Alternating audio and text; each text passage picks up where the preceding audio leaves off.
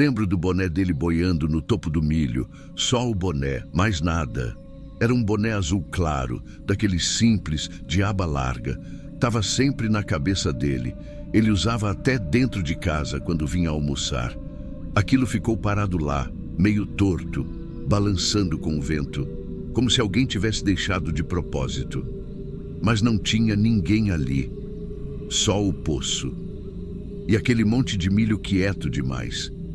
Eu cresci numa fazenda no interior do Paraná. Era dos meus avós. Casa com telha antiga, fogão a lenha e cheiro de pão assando de manhã. Acordava com som de caminhão dando ré, galinha ciscando o terreiro e meu avô gritando por alguém que sempre esquecia a enxada no galpão. A gente era um monte de primo junto. Todo mundo vivia solto ali. Só tinha uma regra, não ir perto do poço de milho. Era uma estrutura funda, redonda, feita de cimento grosso, cercada de um lado com um murinho, do outro com arame. Lá dentro, eles jogavam o milho colhido, que ficava ali estocado até o caminhão vir buscar. Meu tio Raul era quem cuidava de tudo. Ele era o tipo de pessoa que você confia de olho fechado. Ajudava o avô, limpava trator, controlava a balança e ainda fazia graça com a gente na hora do almoço. Nunca faltava, nunca. Eu tinha 12 anos. Lembro da manhã em que ele não apareceu para tomar café. A tia disse que ele devia ter ido resolver alguma coisa no sítio vizinho. O celular dele tinha ficado na cômoda. Era comum ele sair cedo, então ninguém se alarmou. O avô estranhou, mas seguiu o dia. Estava em época de colheita. O ritmo era outro. Cada minuto parado era prejuízo. Só que passou a manhã toda. Nenhuma notícia, nenhuma mensagem, nenhuma caminhonete passando pela porteira. Foi lá pelas 2 da tarde que começou. Eu estava brincando perto dos caminhões com meus primos. Lembro que ouvi o avô chamando o nome do Raul em voz alta. Mas não era um chamado comum. Tinha um tom estranho. Fiquei parada. Fui seguindo o som. Passei por trás do galpão, onde a poeira do milho ficava flutuando no ar, tipo uma névoa dourada. E senti um cheiro que me travou no lugar. Era cheiro de milho, sim, mas misturado com suor quente. Um cheiro forte, úmido, como se alguém tivesse corrido e parado de repente. Quando virei a curva, vi meu avô parado bem na beira do poço de milho. Ele estava olhando para baixo, apoiado com as 2 mãos no murinho. Ao lado dele, no chão de concreto, estavam os sapatos do tio, o relógio dele e a carteira. Tudo arrumado, alinhado, como se alguém tivesse deixado ali com cuidado. Meu avô só repetia baixinho: ele não faria isso. Eu subi num caixote que ficava encostado ali para conseguir espiar também. O milho estava parado, mas ao olhar melhor, dava para ver um movimento estranho, como se o centro formasse um redemoinho bem devagar. Só de olhar, me dava um calor esquisito no peito. Era sufocante. E lá no topo, quase escondido entre os grãos, o boné azul claro. Ninguém falou mais nada por um tempo. Chamar polícia rural, bombeiro, ambulância, tudo ali era demorado. A estrada era de chão e não tinha sinal direito. Enquanto o socorro não vinha, os adultos tentavam convencer a si mesmos de que ele ainda podia aparecer. Mas ninguém sabia explicar os objetos no chão, nem o milho se mexendo sozinho. Quando o primeiro bombeiro chegou, olhou lá para dentro e disse que aquilo era um poço seco com grão fofo, que bastava pisar em falso para afundar. Mesmo sendo alguém acostumado com aquilo, mesmo sendo alguém cuidadoso, mas ninguém ali queria acreditar nisso. Demorou mais de 1 hora até o resgate conseguir montar a estrutura. Juntaram cordas, prenderam no trator, passaram um cabo por cima da borda. Um dos bombeiros desceu com cuidado, preso no cinto, sumindo devagar no meio do milho. Dava para ouvir o barulho baixo dos grãos se mexendo, rangendo como se estivessem sendo mexidos por dentro. A gente ficou ali, parado, com a respiração presa. Minha tia, ajoelhada no canto. O avô não saiu da beira nem por 1 segundo. Quando o bombeiro voltou, só disse: "Tem corpo." O bombeiro que desceu ficou um tempo lá embaixo. Só dava para ouvir a corda rangendo e o barulho surdo do milho sendo deslocado. Era um som abafado, pesado, como se cada grão fosse um peso empurrando o outro. O sol batia forte na borda do poço. A poeira levantava, grudava na pele suada. Era sufocante. Quando ele voltou, subiu devagar. Não tinha pressa. Não tinha nada que pudesse ser feito correndo. Ele falou com outro bombeiro e com meu avô, mas em voz tão baixa que eu não escutava direito. Só entendi uma palavra: corpo. Eles começaram a preparar outra descida. Dessa vez, mais gente. Cordas, ganchos, sacos grandes, lona. O trator ficou ligado para ajudar a puxar. Ninguém falava nada alto. Era só um movimento lento de gente experiente, mas com um peso no rosto. Mesmo sem entender muito, eu sabia que aquilo era final. Não era um resgate. Era outra coisa. Eu fiquei sentada num pedaço de madeira, abraçando os joelhos. Minha tia estava no canto, as mãos na boca, sem chorar. Meu avô segurava a cerca com tanta força que os nós dos dedos ficaram brancos. Ele olhava fixo para o poço, como se esperasse que o sobrinho subisse sozinho. De repente, um dos bombeiros desceu com um saco grosso, daqueles reforçados, preso por cabos. Lá dentro do poço, a corda sumia na poeira. O milho fazia um barulho de chuva pesada. Era estranho ver aquele monte de grão engolir um homem inteiro. Era como um pântano seco. Um lugar que parece inofensivo, mas que puxa você para baixo, sem dar chance. Depois de um tempo que parecia infinito, a corda começou a subir. Primeiro devagar, depois com o trator puxando. O saco vinha pesado, arqueado. Não dava para ver nada direito, só um volume escuro contra o milho claro. Até que, quando chegou na borda, um pedaço de tecido azul apareceu por uma fresta. Era a camisa do tio Raul. Eu nunca vou esquecer esse detalhe. Um retalho azul contra o amarelo do milho e o cinza do cimento. Meu avô não aguentou. Ele virou as costas e encostou na cerca, os ombros tremendo. Mas não saiu dali. Ficou de costas, chorando sem som. A tia ajoelhou no chão e fechou os olhos. Ninguém falava nada. Nem os bombeiros, nem os vizinhos que tinham se juntado. Era um silêncio pesado, só cortado pelo barulho do cabo sendo puxado. Eles colocaram o corpo do tio Raul num canto, cobriram tudo com lona e começaram a desmontar as cordas. Era tudo muito frio, muito metódico. Mas eu lembro de um dos bombeiros passando a mão na testa, como se quisesse afastar o pó. Ele olhou rápido para mim e depois desviou. Acho que não queria que eu guardasse aquele olhar. Eu fiquei parada olhando para o poço. O milho lá dentro agora estava imóvel. Parecia que nada tinha acontecido. Nenhum sinal de que um homem tinha sido engolido ali dentro. Nenhum rastro. Só o boné azul que alguém tinha tirado e colocado no chão, ao lado dos sapatos e do relógio. Nos dias seguintes, ninguém conseguiu dizer se tinha sido acidente ou escolha. O tio Raul era querido, mas andava calado ultimamente. Tinha dívidas, preocupações que não contava para ninguém. Ao mesmo tempo, era cuidadoso demais para cair num poço. O relógio, a carteira, os sapatos arrumados, tudo isso não fazia sentido. A fazenda continuou funcionando, mas nunca mais foi igual. Meu avô mandou lacrar o poço. Disse que era por segurança, mas eu sei que tinha mais do que isso. Era uma tentativa de fechar um buraco que não fechava dentro da gente. Hoje, quando eu passo por estradas do interior e vejo silos enormes de milho, eu seguro a respiração sem perceber. É automático, como se eu sentisse que aqueles lugares ainda têm gente lá dentro. Não viva, mas presa, invisível. Eu sei que é irracional, mas não consigo evitar. Não é só o medo do que aconteceu, é a sensação de que em certos lugares a terra engole gente e fica calada. Essa é a imagem que ficou. O boné azul boiando, o milho mexendo sozinho, o saco subindo com um pedaço de camisa azul aparecendo. Não é um pesadelo, não é uma história, é uma lembrança.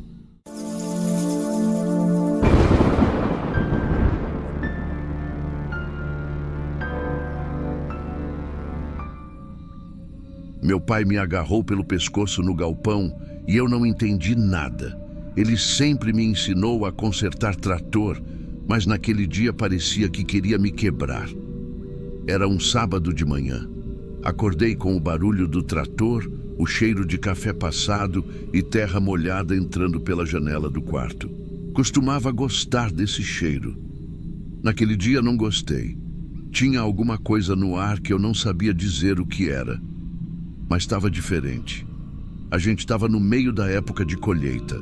Meu pai tinha voltado fazia uns 10 dias da capital, onde tinha ficado internado por causa da pressão alta e uns esquecimentos que estavam preocupando minha mãe. Nada muito grave, diziam. Coisa da idade, estafa, sei lá. Ele tinha 52 anos, mas corpo de 40 e braço de 30. Sempre foi forte, teimoso, nunca aceitou parar. Naquela manhã ele estava mexendo no pulverizador e eu fui ajudar. A gente precisava encher o tanque com o produto, dar uma checada nos bicos. Coisa rotineira. Já tinha feito aquilo com ele centenas de vezes. Enquanto mexia, eu pensava no vestibular.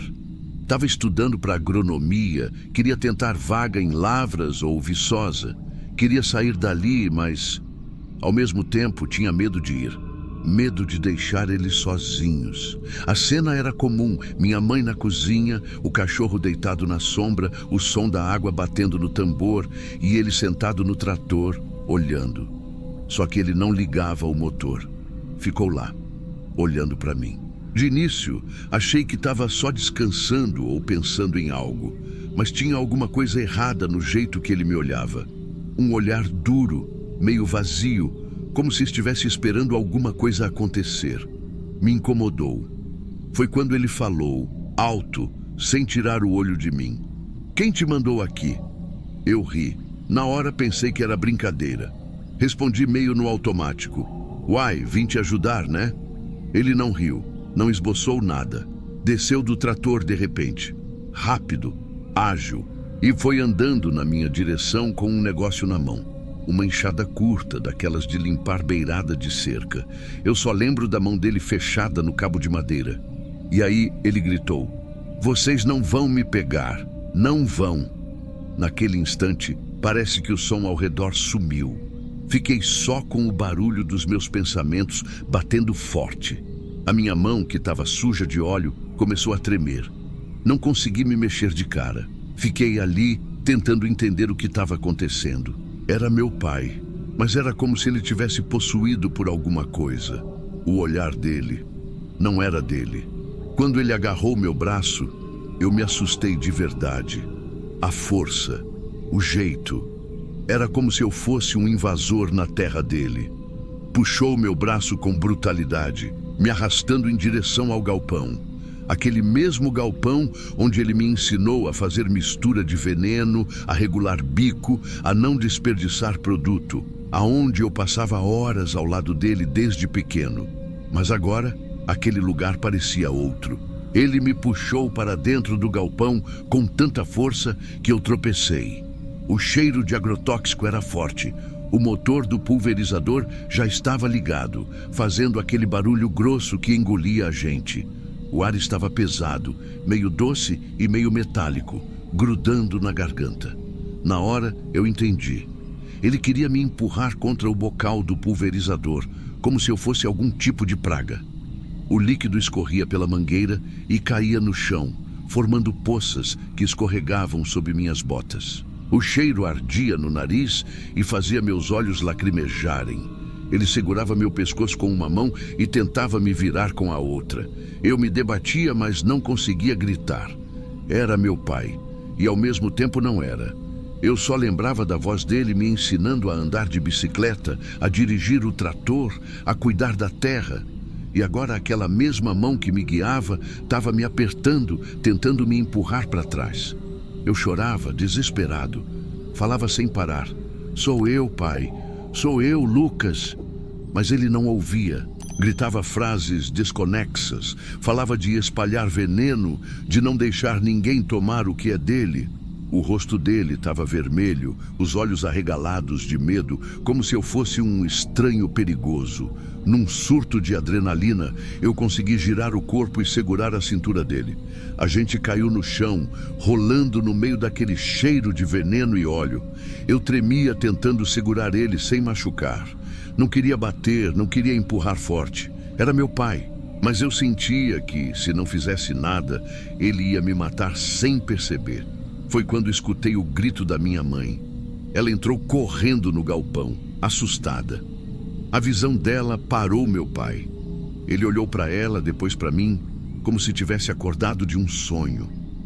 O rosto dele desmontou num choro confuso. Largou meu braço, largou a enxada.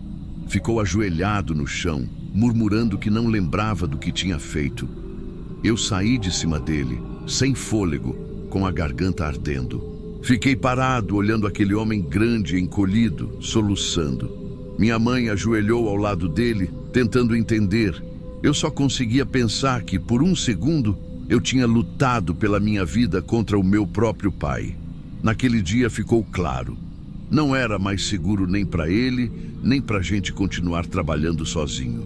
Poucas semanas depois, ele foi internado e o diagnóstico veio: demência mista com episódios agressivos.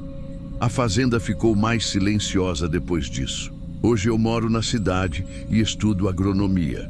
Mas às vezes, quando sinto cheiro de agrotóxico ou escuto o motor de um trator, eu lembro da mão do meu pai no meu pescoço e da sensação de que, por um instante, a roça inteira ficou contra mim.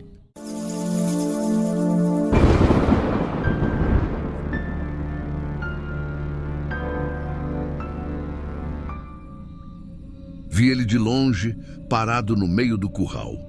Máscara de boi na cara, peito nu, descalço. Achei que era alguém bêbado fazendo graça. Mas quando os bois começaram a recuar e o cachorro não quis passar do portão, eu entendi que a coisa ia ser diferente. Trabalho de vigia noturno numa fazenda que confina mais de 200 cabeças. Já vi bezerro nascer, boi quebrar costela de funcionário, ladrão se enfiar em silagem achando que era esconderijo. Mas nada me preparou para o que eu vi naquela noite. Tava abafado, um calor estranho que grudava no corpo mesmo sendo quase 2 da manhã. Aquele cheiro pesado de bicho, fezes, ração fermentada. Só quem trabalha em fazenda sabe o que é isso. Na ronda anterior, já achei os bois mais agitados do que o normal. Uns batiam cabeça na madeira, outros rodavam feito tonto. Achei que era barulho da estrada ou cheiro de onça. Já teve caso. Mas quando meu parceiro, lá da ala dos fundos, chamou no rádio dizendo que ouviu alguém murmurando do lado de fora da cerca, minha atenção virou alerta. Peguei a lanterna e fui. Andei até o setor do curral de descarte, que é um canto mais afastado.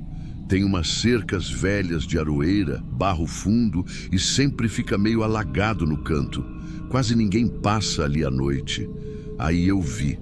A figura estava ali no meio dos bois, parado, com uma máscara de couro cru na cabeça, daquelas que imitam boi mesmo, com focinho largo, 2 buracos para os olhos e os chifres meio tortos. A pele dele estava coberta de barro avermelhado. Os ombros tremiam como se tivesse febre, e o jeito que ele se balançava, lento, fazia parecer que ele estava esperando alguma coisa. Falei no rádio baixo: tem alguém aqui no meio do curral, sozinho, de máscara. Ninguém respondeu na hora, mas continuei andando. Iluminei a cara dele, ou tentei, porque a máscara cobria quase tudo. Só dava para ver 2 olhos dentro, bem fixos em mim, como se nem piscassem. A luz da lanterna tremia na minha mão, mas eu ainda não sentia medo. Era mais aquele instinto de animal. Tensão no peito, respiração curta, vontade de correr sem saber porquê. Aproximei uns 2 passos e falei alto: "Ei, quem é você? Tá fazendo o quê aí dentro?" Nada. O homem só virou um pouco o corpo e fez um som. Não era grito, nem voz. Era mugido. Mas não um mugido forçado. Era perfeito, forte, profundo, igualzinho ao de um boi bravo. Os bois ao redor deram 2 passos para trás. Um deles chegou a bater a cabeça no tronco. Foi aí que eu gelei. A mão do cara tremia. As pernas dele estavam firmes, mas o peito subia e descia num ritmo estranho. A boca não se via, mas o som parecia sair da máscara, de dentro, como se aquilo tivesse vida. Eu dei mais um passo e ele virou de vez para mim, descalço, as pernas cobertas de barro até os joelhos. O corpo magro, mas com os músculos duros. A pele parecia misturada com o barro, como se fizesse parte, e então ele avançou. Ele veio correndo, silencioso. Só a respiração saía forte, como de animal cansado. Não falou nada, só correu. Tentei sacar o bastão, mas não deu tempo. Ele me derrubou no barro, com um tranco seco no peito. Eu bati as costas numa tábua solta e rolei por cima de fezes e lama. A lanterna caiu. Tudo ficou escuro.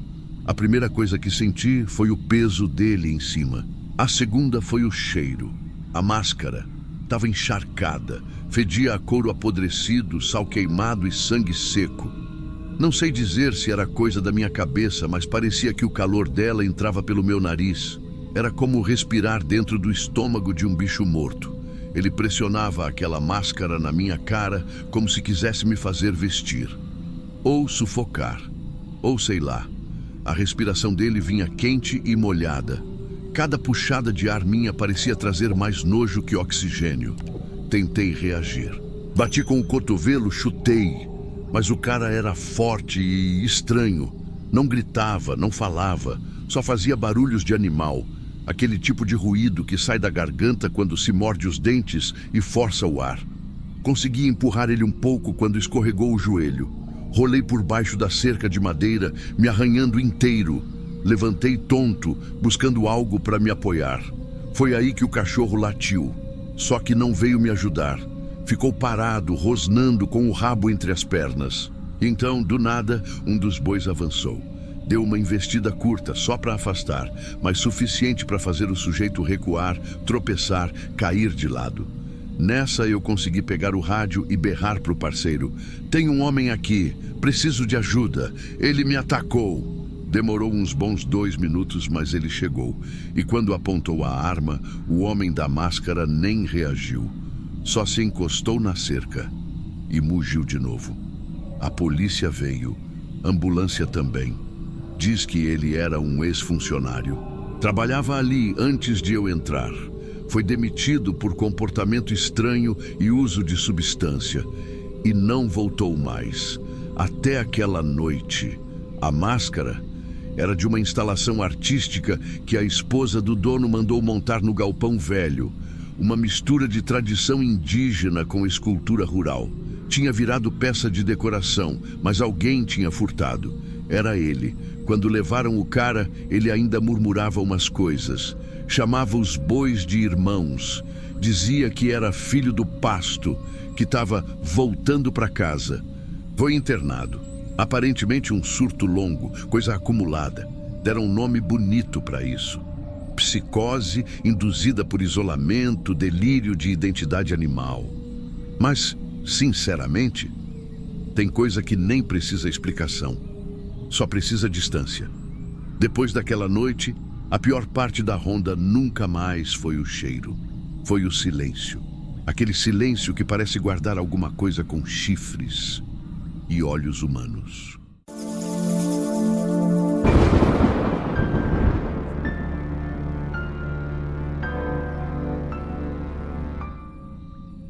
Aquela picape vermelha não devia estar ali. Nem o portão da mangueira aberto, nem aquele cheiro de medo no ar que meu cachorro sentiu antes de mim. Era uma terça-feira abafada, daquelas que o sol bate no lombo dos bois e nem o vento se atreve a passar. Meu pai tinha descido para a cidade, pegar uns remédios na farmácia. Eu fiquei só com as vacas, as bezerras novas e o Léo, meu cachorro. Um vira-lata velho de guerra, mais esperto que muita gente. Tudo estava calmo demais. Só o barulho das moscas e um zunido distante de trator lá para as bandas do vizinho. O Léo já estava estranho desde de manhã. Andava com o focinho para o ar, rosnando baixo, do nada. Achei que fosse algum tatu rondando o chiqueiro.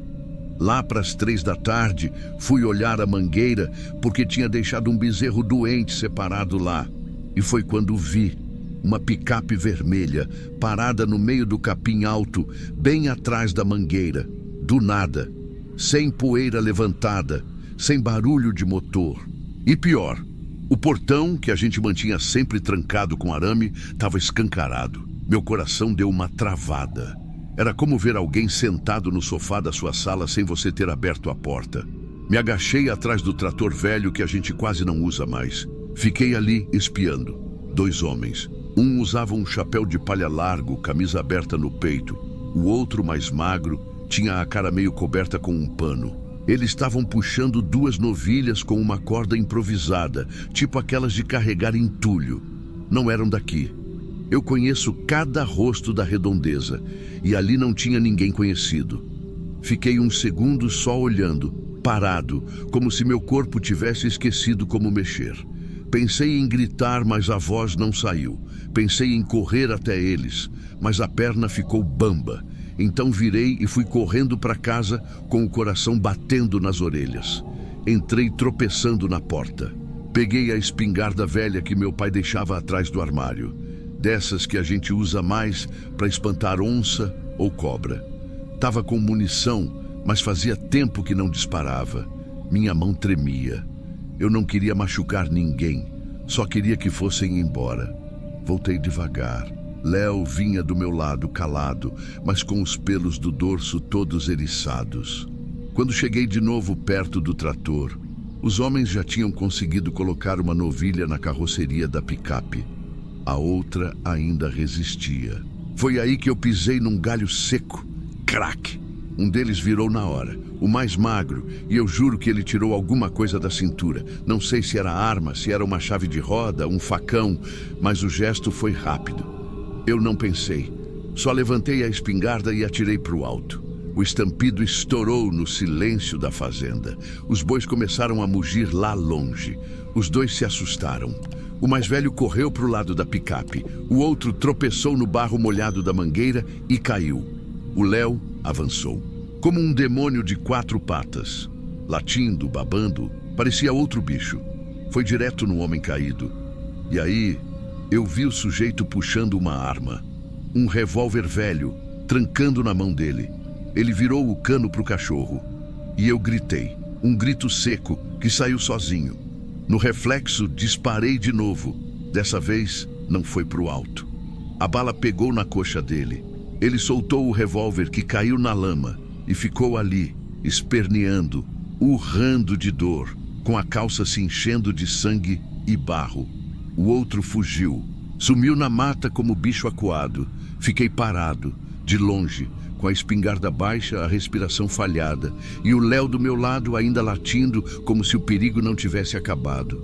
Eu não conseguia me mexer, só olhava para o homem ferido, sentado no chão de terra, rodeado de fezes de vaca, chorando, implorando. Mas ali, naquela hora, quem estava em choque era eu. Depois daquele dia, eu percebi que a coisa mais frágil numa fazenda não é o bezerro recém-nascido. É o tempo entre o grito e o socorro. E às vezes, entre o susto e o disparo, tem só um galho seco. Demorou quase 1 hora para a polícia chegar. E eu fiquei o tempo todo ali, sentado numa pedra, suando frio, com a espingarda encostada no chão e o Léo deitado do lado, quieto, mas com os olhos acesos. O homem ferido tentava parar o sangue com a camisa. Reclamava baixo, chorava. Às vezes me xingava, às vezes implorava ajuda, e eu só escutava. A cabeça parecia que tinha travado. Eu não conseguia lembrar nem meu nome direito. Só olhava a mangueira aberta, a picape parada com o capim batendo na lataria, o gado assustado, a arma caída. Parecia um daqueles momentos que a gente vê em reportagem, sabe? Mas era comigo. Quando os policiais chegaram, o som da viatura rasgando a estrada de terra me trouxe de volta para o corpo. Vieram 2. Um deles me conhecia de uma feira de gado. Falei tudo. Mostrei a espingarda, a corda improvisada, a novilha que quase levaram, o revólver do sujeito. Um dos PMs chamou o resgate, o outro ficou comigo, anotando tudo num bloquinho, mas com olhar sério, sem sorrir, sem aliviar. Se fosse eu no seu lugar, tinha feito igual, ele falou, meio sem olhar para mim. Mas aquilo não me acalmou, não. Quando meu pai chegou, já estava escurecendo. Ele estacionou a caminhonete e veio andando rápido. Olhou para o sangue na mangueira. Viu os homens fardados, o Léo inquieto, a picape vermelha ainda ali. Parou na minha frente, me mediu com os olhos e perguntou: "Você está bem?" Balancei a cabeça. Ele ficou quieto. Só depois, dentro de casa, com a luz fraca da cozinha acesa e o barulho do ventilador girando, que ele me explicou. O tal homem ferido já era conhecido da polícia. Tinha passagem por roubo de gado numa cidade vizinha. Já tinha feito gente perder a criação inteira e uma vez ameaçou um sitiante com uma faca. O pai ficou do meu lado. Me defendeu na delegacia. Me acalmou quando acordei de madrugada com o som do disparo nos ouvidos. Mas teve um dia, uns 4 dias depois, que ele deixou escapar. "Você fez certo, mas não vai sair ileso disso." E não saiu mesmo. Eu nunca fui de ter medo aqui. Nasci no campo. Aprendi a respeitar bicho, lidar com lama, consertar cerca com uma mão e segurar bezerro com a outra. Mas depois daquele dia, o silêncio da noite ficou mais pesado. O barulho do mato, antes comum, agora me tirava o sono. Fiquei semanas dormindo com a espingarda ao lado da cama e trancando tudo, até a porta da cozinha que a gente nunca trancava nem de dia. E o Léo ficou diferente também, mais atento, mais próximo de mim. Até hoje, ele dorme na porta do meu quarto, como se soubesse que tem coisa que volta. Não levaram nenhuma novilha, não queimaram curral, nem tocaram fogo em nada, mas roubaram meu sossego. A fazenda ainda é minha, ainda é do meu pai. Ainda tem o mesmo cheiro de esterco e ração molhada de sempre. Mas quando eu olho para o fundo do pasto e vejo qualquer carro parado, meu coração dispara do mesmo jeito. Tem coisa que não sai. A gente pensa que no campo o perigo é bicho, é cobra, é onça. Mas o pior é o que vem andando com bota suja e sorriso falso. E o que mais me assusta é como tudo pode mudar entre o estalo de um galho e o grito de um cachorro, entre o susto e o disparo. Tem gente que diz que quem vive no campo vive em paz, mas a verdade é que longe da cidade, a paz depende só de uma tranca, um cachorro e da sorte de você estar no lugar certo na hora certa. Porque às vezes não dá tempo nem de gritar.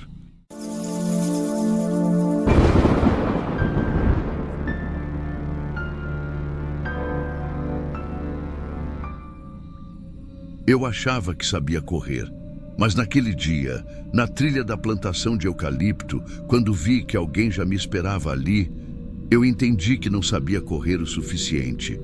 Meu nome é Renata, tenho 33 anos, sou enfermeira, moro em Blumenau, mas cresci numa cidadezinha ainda menor no interior de Santa Catarina. Sempre que dá, eu volto para visitar meus pais. Gosto do silêncio de lá, do cheiro de mato, da comida simples da minha mãe. E tem uma coisa que sempre me ajudou a esvaziar a cabeça: caminhar sozinha. Principalmente ali, naquela estrada de terra que corta a plantação de eucalipto, bem atrás da casa dos meus pais.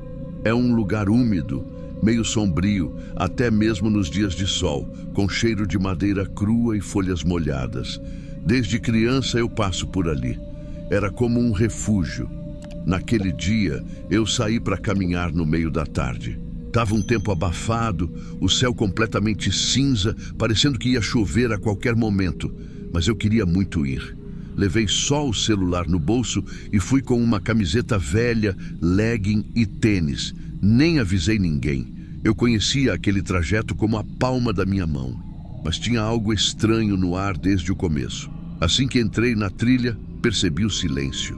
Não era só o silêncio normal do mato. Era como se até os passarinhos tivessem ido embora.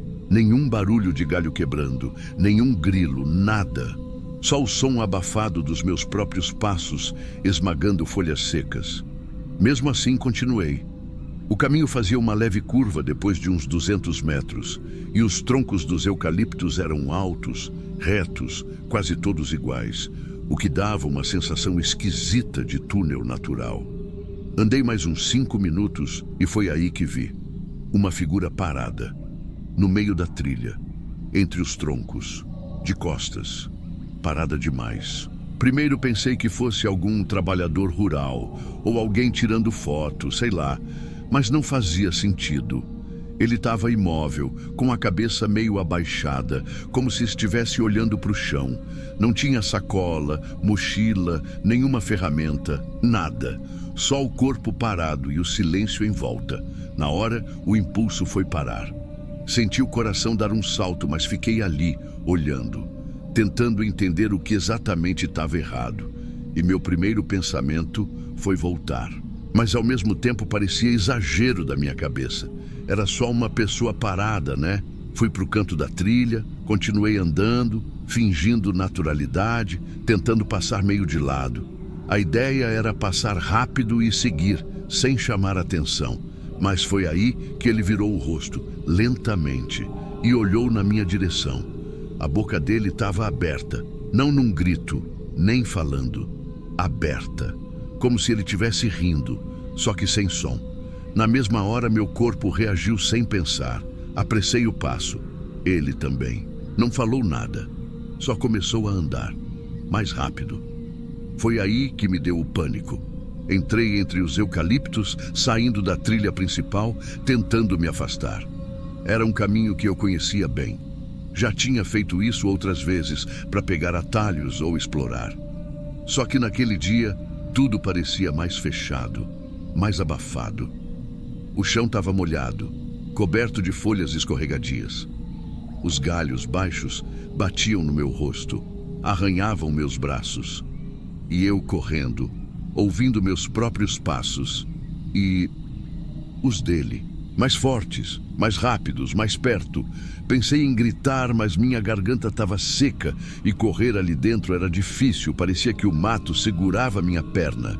A cada 3 passos eu escorregava um e aquele barulho seco de algo quebrando atrás de mim, me fez parar.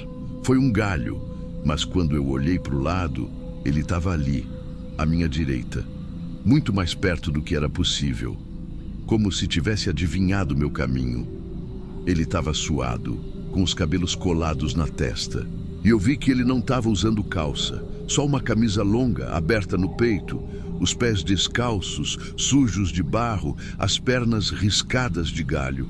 Parecia uma coisa saída de um pesadelo, mas era real. Eu parei, com o coração quase estourando, sem saber o que fazer. Ele só ficou ali, me olhando. Aí eu gritei, do jeito mais desesperado que já gritei na vida. E o mais estranho foi que ele se assustou. Deu um passo para trás, como se não esperasse aquilo, como se não estivesse preparado para uma reação. E foi essa brecha que eu tive. Corri feito nunca na vida. Corri com o corpo tremendo, o pulmão ardendo, sem olhar para trás. Até ver a cerca. A cerca apareceu na minha frente como uma salvação e uma armadilha ao mesmo tempo. Era aquela velha, de arame farpado, que separava a plantação do pasto que dava acesso direto ao quintal dos meus pais. Eu conhecia bem, mas nunca tinha pulado por cima. Não pensei 2 vezes. Corri com tudo e pulei. Ou tentei. O arame rasgou minha perna na hora que passei. Senti o corte quente, fundo, mas não parei. Caí no chão, rolei na grama molhada e segui mancando até o portão de casa. A sensação era que o sangue descia quente pela batata da perna, mas o medo ainda doía mais que o ferimento. Minha mãe viu meu estado antes mesmo de eu gritar. Estava no varal. Quando me aproximei, ela deixou tudo cair no chão e veio correndo, perguntando o que tinha acontecido. Só consegui dizer: tinha um homem me seguindo. Entrei cambaleando. Fechei a porta atrás de mim como se fosse impedir alguma coisa. Tranquei, chorei, desabei. Ela limpou meu ferimento com soro e gaze, mas minha cabeça estava a 1000. Tava esperando a qualquer momento escutar o barulho da cerca ou ver ele parado ali, na beira da varanda, olhando.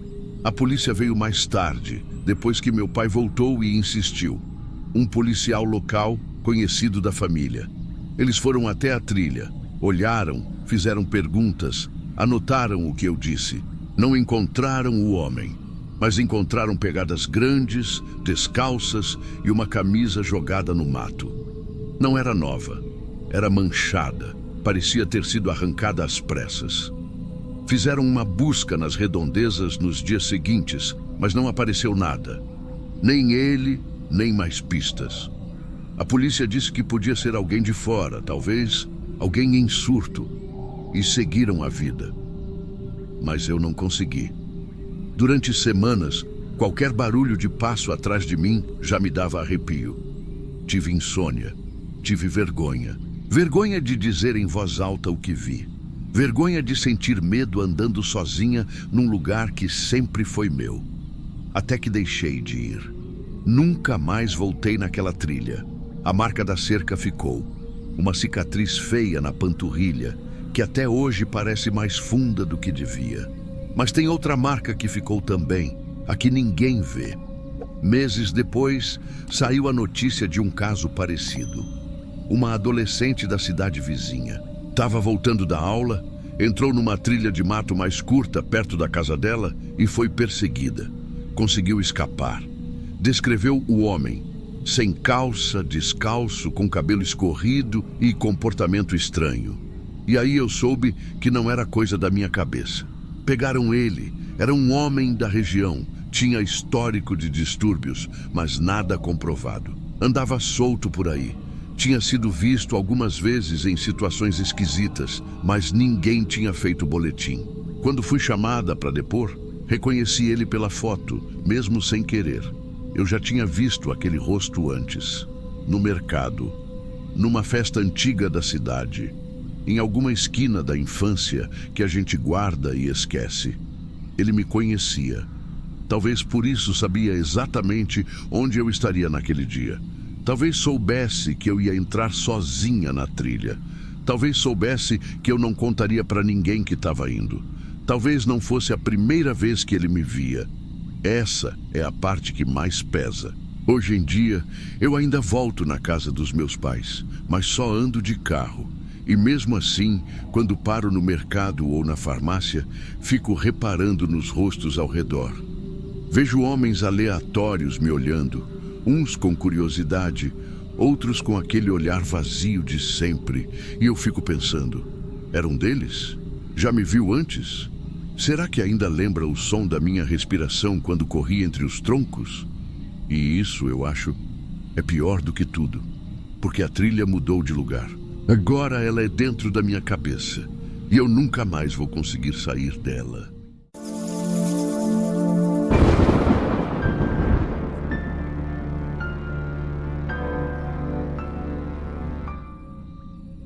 A gente só queria cortar caminho pela baixada. Deu tempo de correr, mas por muito pouco. Eu já tratei vaca com a bacia quebrada. Já levei coice de égua e fiz cesárea em bezerro que morreu antes de sair. Nessas horas o sangue ferve e a cabeça gela, mas você resolve. Agora, aquele sábado, aquilo ali não dava para resolver. Era correr ou virar barro. Tava nublado. O tempo daqueles que abafam o corpo inteiro. Parece que o sol vai sair, mas não sai nunca. Eu e minha esposa, Tânia, a gente ia visitar a cunhada num sítio vizinho. Era perto, uns 20 minutos a pé se cortasse pelo campo. E a gente sempre cortou. Nunca teve problema. Ela tinha feito uma sobremesa com leite condensado e coco ralado. Daquelas que ela gosta de servir gelada, sabe? Tava levando num potinho com tampa azul. Eu lembro do potinho. Lembro demais. A porteira dos fundos da fazenda da dona Iracema estava encostada. Só empurramos com a mão. Era um campo largo, chão meio fofo por causa das chuvas do começo da semana. Capim ainda molhado em algumas partes. Bem no meio da baixada tinha um trilho batido, que dava certinho na estrada de trás do sítio. A gente entrou conversando besteira, rindo. Eu estava contando de um cachorro com bicho de pé que tirei no dia anterior e ela dizia que o pote estava muito cheio, que devia ter deixado um pouco em casa. Até aí, tudo normal. Mas à frente, lá pelos 200 metros, perto da moita grande, tinha uns bois. Dava para ver uns corpos marrons se mexendo devagar, mais profundo. Só que quando a gente foi chegando perto, eu vi que não era boi manso. Eram novilhos, jovem, músculo vivo, bicho que reage rápido. E tinham muitos. Parecia que estavam espremidos num canto só, como se tivessem sido tocados até ali. Eu parei, fiquei olhando. Achei estranho o jeito que eles estavam se movendo. Muito rápido para o horário e meio embolado. Sabe quando você vê um grupo que não está confortável? Pareciam tensos. Tânia ainda vinha andando e não percebeu. Ela passou por mim com o potinho na mão, perguntando se eu queria que a gente levasse uma cuia também. Foi aí que eu vi. Um deles, bem no centro, se assustou. Acho que esbarrou em outro. Deu um meio pulo para trás e o outro reagiu com a cabeça. O que estava do lado rodou em círculo e deu um coice para o ar. E pronto, foi como empurrar dominó. Em segundos, o grupo inteiro virou fumaça. Os novilhos começaram a correr, e correr em linha reta. Só que essa linha era a linha onde a gente estava. Eu juro que demorei 1 segundo para entender o que estava acontecendo, porque era rápido, um barulho seco de casco, um tremor no chão e eles vinham. Corre! Eu gritei. Tânia não entendeu de primeira, só viu meu braço puxando o dela. O potinho caiu, a tampa azul bateu na pedra e voou longe. Nem olhei para trás, mas o som vinha crescendo. Não era um som, era vários sons misturados. Casco, grito de bicho, poeira subindo, capim sendo arrancado. Parecia que o chão ia abrir. A gente correu em diagonal. Eu sabia que a cerca de arame estava ali perto, mas não tinha portão. Era aquele arame farpado com 4 linhas, esticado com mourão. Tânia escorregou. O pé dela deslizou num barranco pequeno. Ela caiu com o joelho e o ombro. O vestido ficou coberto de barro. Eu voltei. Puxei pelo braço com força. Ela levantou e voltou a correr do jeito que dava. O som atrás da gente parecia de caminhão desgovernado. Mas eram dezenas de corpos correndo juntos, doidos, desorientados. E não tinha como parar. A gente se jogou. Foi automático. Abaixei a cabeça, joguei o corpo para o lado e empurrei ela junto. O arame pegou na minha barriga, nas minhas pernas. O joelho ralou no chão do outro lado, com pedra e mato seco. Tânia caiu de lado. O cabelo dela ficou preso numa pontinha de galho. Mas a gente estava fora. E foi aí que eles passaram. Eles passaram feito um raio. Dava para sentir o vento, dava para sentir o calor dos corpos deles. O chão vibrava. Era como estar do lado de um trilho de trem, com a locomotiva rasgando no máximo. Mas o que vinha ali eram bois, carne, músculo, peso. Eu ouvi o som do casco batendo onde a gente estava 1 segundo antes. Se a gente tivesse tropeçado, se ela tivesse caído meio segundo mais tarde, eu nem gosto de pensar. Ficamos caídos do outro lado. Os dois ofegando, sem saber se chorava ou ria. Tânia encostou o rosto no braço e começou a rir com o nariz escorrendo. Eu ria também, mas com gosto de sangue na boca. Tinha mordido o lábio por dentro sem perceber. Meu braço estava ralado, a barriga arranhada, a camisa rasgada. Mas a gente estava vivo. Eu lembro do cheiro, era um cheiro de capim amassado, suor de animal e terra molhada. E tinha poeira por tudo. A visão ficou turva. Tive que piscar várias vezes até voltar a enxergar direito. A tropa seguiu. Passaram como se a gente nem existisse. E aos poucos, o barulho foi diminuindo. Foi virando só respiração. E o som do meu coração estourando dentro do peito. Ficamos um tempo ali, no chão. Tânia tremia. Eu tentava controlar a respiração, mas o corpo não obedecia. Passaram uns 5 minutos até a gente conseguir levantar. Cambaleando, ela limpou o joelho com a mão. Estava ralado, inchado. Eu rasguei um pedaço da camisa e amarrei ali mesmo. A gente deu meia volta e saiu pela estrada de trás. Nem pensamos mais em visita, sobremesa, nada. Só queríamos chegar em casa. Na segunda-feira fui até a sede da fazenda. Falei com o Osmar, que é o peão mais antigo da dona Iracema. Ele olhou sério e disse: aqueles novilhos estavam recém-chegados, vieram da engorda, estavam com o hormônio, agitados. Tinha que ter avisado no portão, mas ninguém colocou placa ainda. Ele até pediu desculpa. Mas aí, já era. Desde então, eu nunca mais atravessei campo aberto sem saber o que tem lá dentro. E avisei Tânia: atalho agora, só por estrada. Sabe, eu conheço o bicho. Eu entendo o comportamento do gado. Sei ler olhar, respiração, orelha, posição de pata. E mesmo assim, quase morri pisoteado no lugar onde eu achava que estava seguro. Não teve lenda, não teve espírito, não teve assombração. Só teve erro e carne viva correndo solta, como uma avalanche com chifre.